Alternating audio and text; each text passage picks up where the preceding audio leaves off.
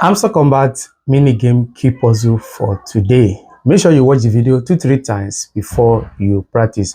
We're also providing free key in our Telegram channel. Use the link in the description of this video and also in the comment section to join the Telegram channel. So follow me as I show you step by step on how it is done. Move the red candle by the left upward. Then you move the green candle at the top, you move it to the left. Then the red candle, move the 3 red candle upward. Then the green candle at the middle, move it to the right. Then the red candle at the middle, move it up. Then you slide the green candle to the right.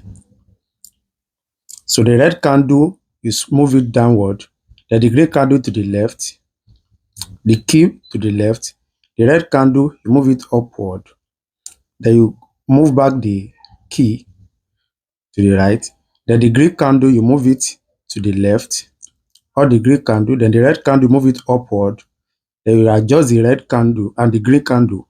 You slide the red candle, then you move the key. Boom. Get it. So do well to subscribe, like, and drop your comment in the comment section. See you next time for more updates.